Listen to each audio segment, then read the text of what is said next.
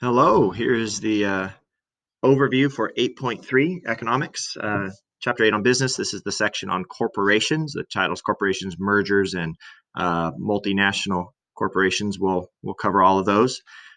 So first, corporation. We've talked about sole proprietorship, one owner, partnership, two or more owners. The benefit being now we're spreading out the risk and bringing in more capital, more division of labor, more specialization. And then corporations just take that process to the next level. But first, just some, as you see, their definition.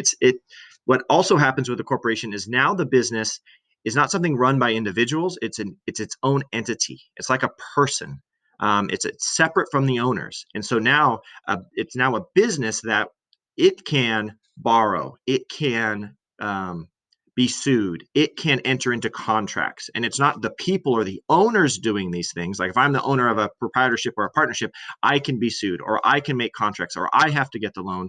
But once you make an incorporation, now that corporation, that business, like a Costco or like a Vons, that business is like an individual person, and it is separate from the people. And we're going to see why this is important. And I say the people, separate from the owners. And we're going to see why this is important. And those owners in a corporation are called now stockholders, because what a corporation is it has spread out the ownership of the company among all the different stockholders. And these might be privately held stock owners, in which only a certain number of people own that stock, and they might hold on to that stock for their entire lives and pass it on through their family. Or it might be a publicly traded company or publicly held company where, again, the general public is able to buy and sell pieces of ownership in this company. And again, that's what stock is. Stock is you own a piece of that company. And we're going to see why that's such a benefit as we talk about corporations.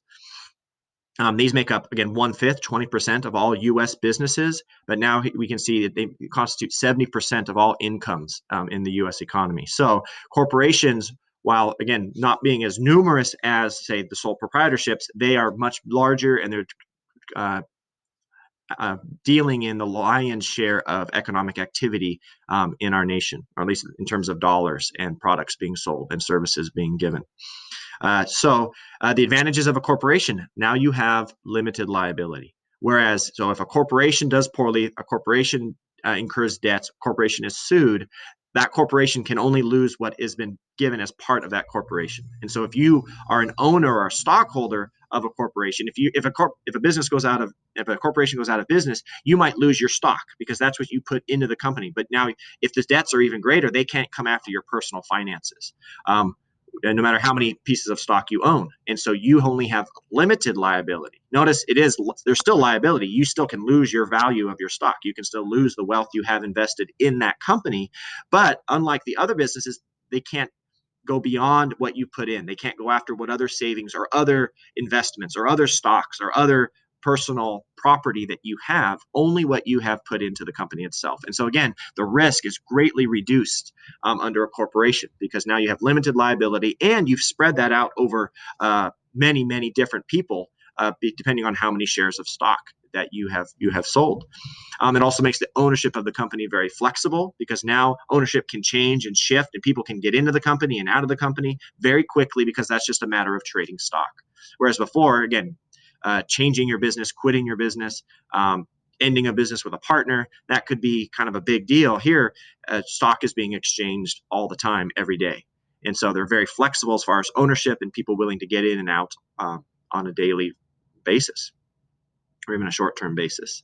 Again, the reason a company would sell stock would be that they are now being given money to grow their business. They're being given capital with which to do business. And so if you start a partnership and you've got 1, 2, 3 or more partners, we can all pool together our resources to help this company grow.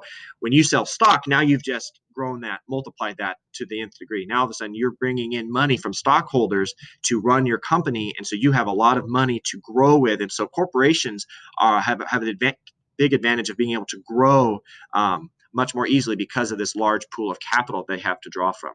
And again, the idea of specialization only increases. Now you've got more and more people involved, more and more skilled people taking part in their specific skill set within your business. The book overview gives an overview of the structure of a corporation. And while they vary, it says this is the general outline, is that you have the owners. Those are all the people who own the stock. But even though they're the owners, they typically don't they specialize in the one thing, which is primarily providing the money, providing the capital. They've bought the stock. Now go do something with this money, and I get a portion of that if the business is successful. And I have a limited responsibility of liability if things go poorly. The owners then help select a board of directors, and the board of directors are the ones who kind of oversee the establishment of the corporation or the overall structure of the organization, but they don't take but they specialize in that kind of the overseeing of the general direction of the corporation. Again, they're the ones who are more like how we would think of the owners. They're the ones who kind of overseeing it. But again, they don't own it. The stockholders own it, and they don't direct the businesses, the actual decisions of the business. They are the ones who, though, choose the corporate officers. So they would choose the people to run the actual corporation, and then they leave the work on the ground with it to those executive officers. You have something similar to our school here, where you have the board that oversees the general health, structure, mission, and vision of our school, CCS, but they have then chosen the executive officer, Mr. Olmsted, to oversee the day-to-day operations. And their job is to not be involved in the day-to-day operations, but to only work through Mr. Olmsted, and everybody else, like me and other teachers and staff, we answer to Mr. Olmsted because he then appoints managers to run the various departments of the business. So you have, again, the stockholders, who are the owners. You have the board of directors, who then choose executive officers to actually run the company. And then the executive officer hires employees or makes managers, and then further delegates the day-to-day operations within the different aspects of the corporation. And again, that's all an example of specialization. Everybody doing their one part to the best of their ability, hopefully in a niche in which they are most motivated and skillful at achieving, and that again increases the overall efficiency of the corporation, again, which is a good thing for meeting the needs of consumers. As a separate entity, corporations can borrow money, so they have that's another access to capital that they have. They can sell bonds, and so that allows them to raise money in addition to just selling stock. And they tend to have long life, because now you've got an entity that is not linked to a single person, a set of personal circumstances. They're larger, they have more capital, so they're able to provide better benefits to their employees. So they're able to keep good employees longer. Employees have kind of a hierarchy of promotion where they can rise throughout the levels of the corporation. So they kind of have a longevity or a career path is what we would kind of look at it. And so corporations tend to have a much longer life than especially sole proprietorships, but even partnerships. Disadvantages, they're more complicated to start up. There's more regulation. There's more legal loopholes. You're not something you're going to do over a couple days just by going to filing for a business license. You're going to need a lawyer to kind of make sure everything is set up legally and properly, and everyone, the different aspects of the, as I mentioned, the different positions within the corporation and how it's going to raise money and different things are all set out appropriately. You also have tax issues, double taxation, because the corporation is a separate entity, your employees, your board of directors, your CEOs or your officers, whoever's getting paid, they're going to pay their regular income tax. But then before even that, the business is going to have to pay tax on profit, because it's like another individual making money. So profit made by the corporation, they have to pay corporate taxes, and then people who are then making the money have to pay their own individual taxes. So you're basically, although you have one set of business and service or good being provided, it's getting taxed twice, once at the corporate level and then another at the individual level. So that's kind of a negative thing. That's why if you're a stockholder, if you own stock and your stock goes up, you've just made money. You're going to pay what are called dividends. Or I'm sorry, the money you make is called dividends. You're going to pay taxes on that. And if you sell stock at a higher price, then you're also going to oftentimes have to pay what's called capital gains tax, which is just, those are aspects of taxation that hit the owners of a corporation, or again, the stockholders, which is why if you can have all this money in the stock market, if you were to sell it, you're going to end up having a huge tax burden, because now you've made money off those stocks, and now you've got to pay those taxes. You also, again, with a corporation, loss of control, as you can see with, or as I've described, with the kind of the sharing of power between all the different entities. There's not one central person making the decisions. That kind of could be a counteracting of efficiency potentially, because you've got different parts and different departments and different authorities making different decisions and having to get approval in order to make certain changes, and so that can make it a little less efficient and maybe a little more frustrating in terms of a lack of control in what you can do and make things happen quickly. And I've already mentioned there's a lot more government regulations on corporations, largely I think due to their size and impact upon the society. The book also covers mergers. This is just when two different corporations come together. The book talks about three different types. You have a horizontal merger, which is between two corporations that share the same marketplace. So if you've got two car companies, they're both selling cars, they were competitors, but they can merge into one more efficient car company. Then that is a horizontal merger. Or maybe you have two restaurants, or again, two shoe company. Anybody who's in the same business, same marketplace, that's a horizontal merger. And that is the area in which we get this idea of monopolies, where you could have one business as the sole provider of a certain good or service within a marketplace. And that's where the government oftentimes keeps very close eye on horizontal mergers in order to avoid, again, a monopolization and a degradation of the free market in that particular marketplace. This is what we often call antitrust laws, because early horizontal mergers were called trusts. And so antitrust laws can oftentimes be brought against merged corporations when this happens. Then you have vertical mergers. This is when you have maybe two corporations within the same supply chain or distribution chain merge. So you're not going against your competitors that you're competing against in the marketplace, but you might want to merge with whoever's providing you with the resources or the raw materials for your business. Or maybe you're a business and a company handles your IT, and you decide, we're going to absorb that business rather than kind of contract out to a separate IT business. We're going to absorb that and merge with that into our business, so we now do that in-house. It'd be like, again, maybe a silly example, but CCS has a cleaning service that comes and cleans the campus. We decide, we don't want to pay this separate corporation. We want to buy and absorb a cleaning corporation and run that in-house. That would be a type of vertical merger. Or businesses that are like selling. You're producing something, and rather than sell what you're making to like a retail store to then sell the goods for you, to distribute the goods for you, you might say, well, we're going to open our own stores. We're going to open our own distribution chain, or we're going to buy a distribution chain to make that part of our corporation. That would be then a vertical merger. And the idea of these oftentimes don't impact competition within a single marketplace, and so monopolies are not a threat, as much of a threat with vertical, or even the third type here, conglomerates, which conglomerates are just different corporations merging that are in totally separate industries or separate marketplaces. Where you've got maybe a car company decides to buy a greeting card company, just a random example, but they're totally different spheres, but they decide we want to merge these because we want to diversify our assets. We want to take what the different risks and the different marketplaces and the different industries that we're being involved in. We want a little bit of this and a little bit of that. So if one's doing poorly, maybe we can rely on the other branch to support us. We don't have all our eggs in one basket, so to speak. So kind of conglomerates are a way of spreading risk as a corporation, because you're involved in a bunch of different industries within the economy, and your likelihood of losing in all of those at the same time is very low. Like, say, just for example, if you had you're in the airline industry, but you were also in the food service industry, or let's just say the supermarket industry. Your airline industry is doing really poorly right now, because travel is just at an all-time low. Whereas the supermarkets are doing generally fine, maybe even better, because now there's this increased demand for their services. And so now you're not dependent on one or the other. You've kind of become a conglomerate that can go back and forth depending on which one's doing better, and pool resources from one to the other. So 3 types of mergers.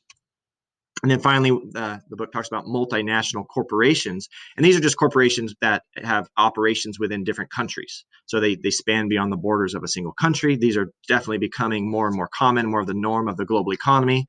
One reason, again, why this health crisis is impacting the global economy so detrimentally. But advantages of that is that you have more consumers. You're not just selling to your own country, your own population. You're now selling that across the world. So you've got more consumers, more profit, chance to grow your business, chance to be more efficient. You also have more labor access. You have access to more workers who maybe there's fewer regulations where you choose to hire those workers in a different country. Maybe they're different income standards, different wage expectations, different labor laws. And so, or even just the increase in the amount of laborers you have to choose from. And that's good for the corporation and also for the people in those countries. It's a more opportunity for jobs, for higher paying jobs, more jobs that provide the future of advancement. And so you have a greater access of jobs and employment going both for the corporation as well as the labor force. And you get with the multinational corporations a spread of technologies and ideas across borders. So you're getting good ideas or efficient ideas or productive ideas spread more quickly within different regions of the world. And generally, the spread of information is a good thing. The spread of the decentralization of that, allowing more heads, more people, more ideas to think and get involved and engage in a certain marketplace. That's a good thing because you're going to get new ideas, and you're also going to get competition, and competition again is a good thing for the economy overall. Disadvantages is a lot of times these corporations, as you might see in many movies or Bond villain movies, they can be very powerful. Some corporations have more money, more income, or more profit than even entire nations. And so they can sometimes seem very scary or very all powerful, and they can have a huge influence on a culture. We talk about letting Kentucky Fried Chicken or McDonald's into China, and they had to weigh what is that going to do to if we allow them to do business in China, what's that going to do that to the Chinese culture, or vice versa, allowing some of these Chinese companies, the tech companies, are we going to allow them to have headquarters in the United States? And a lot of Americans are saying no because of the cultural influence, the political influence that they would have on our culture. We need to be aware of how powerful and influential they could be within our society. And also, a lot of time, what you'll hear a lot of time with this idea of globalization or outsourcing jobs, sending jobs to other countries, is that it's going to increase competition. And if you're comfortable and you don't want to change and you don't want to adapt, you don't like competition. And so if you're a worker in the United States and they start outsourcing jobs to other people in other nations where it's cheaper or more efficient, you see that as a threat because you want to keep the status quo because you're doing well. You don't want more competition. And again, one of the key economic ideas that we'll get to in our last slide is, which I'll just start there at number 4, is this idea of the more competition, the better. Even if in the moment or for certain segment, it seems it's putting people out of business. It's costing people jobs. As a whole, it is making the distribution of scarce resources with alternative uses. It's making it more efficient and it's meeting more people's needs. So multinational corporations, they expand the free market. They bring the benefits that we're enjoying here in the United States, or one country is enjoying, or even locality is enjoying in their own area. It's spreading that out, and it's spreading the risk, it's increasing the specialization, and it's allowing, again, the resources that are scarce, there's only so much of them, it's allowing them to be used more efficiently. And that can be painful for the ones who don't want to be competed against. But competition provides new opportunities, and we just have to, that's one of the assets of a free market. We have to be ready to adapt. We have to be ready to say, okay, so now my job isn't going to be what it is anymore. Where do I go? Where are the jobs? Where are the opportunities? What shift do I need to make in my thinking and my skill set so that I can engage in this new changing market? And again, that's a threat, especially people who've been doing the same thing for a long, long time. That's a difficult moment. And so it's understandable that there's a tension here, but we really need to, we'll be talking about this more next week when we dig deeper into some of the big ideas or misunderstandings about business. We'll be reading some of Thomas Sowell's excerpts from his book, but that it's the long-term benefit is worth the short-term difficulty, is worth the short-term risk, the short-term need to adapt, the creative destruction that it creates. And so multinational corporations, while there are things to keep an eye on, they are just an expanding of the free market. And again, while we don't like the competition at first, it is going to bring a greater efficiency and meet more and more needs across the entire planet than before. Just looking at the other big ideas, I've already said it a lot, so I won't spend, but specialization. With corporations, more and more people can participate. You can participate. You are helping grow the economy when you buy stock. And you're like, well, I'm trying to make money. I'm just trying to get, some retirement, or I'm just trying to do my 401k. Well, that's good because you're now getting a benefit, but you're also helping those businesses thrive. You're helping them grow. You're helping them with research. You're helping them to adapt. And so you don't know anything about a certain business, but you can buy stock in it. And so you can now participate in that business, grow it, and you don't know anything about it. Or a board of directors, all the different levels within a corporation, everyone can participate in some way. Everyone can benefit, even though no one person has the ability to run it all. It's that beautiful aspect of decentralization, where the invisible hand, to some extent, that Adam Smith is talking about, corporations embody that with this idea. We can then divide the labor, and no one person has the total control, but we're all benefiting from it because we're all doing what we can and what we can bring to the table. Corporations, again, they reduce risk, so that's just more opportunities. Again, I would never at this point have the finance to say I'm going to go start a business, but I can, again, buy stock, and I can help somebody else get started, and I can again reap the benefit of those dividends if that business does well. And mergers are just an aspect of increasing efficiency. It's an aspect of businesses looking to say, how can we do business better? How can we increase our profits? How can we then lower costs? How can we compete better within a certain marketplace? The horizontal mergers need to be watched carefully because we will be studying monopolies and what those represent and how those are a danger to the free market and all the things that we've studied regarding prices and demand and supply. But those are specifically horizontal mergers, and we'll be looking at that more next week. But overall, mergers are an opportunity to increase efficiency, and efficiency is good. Efficiency means lower prices, more goods and services, more resources being used in the way that they should be being used. Okay, well, hopefully that helped. It was fun. And we'll talk more next week about kind of some big ideas now that we've completed an overview of Chapter 8 from our text.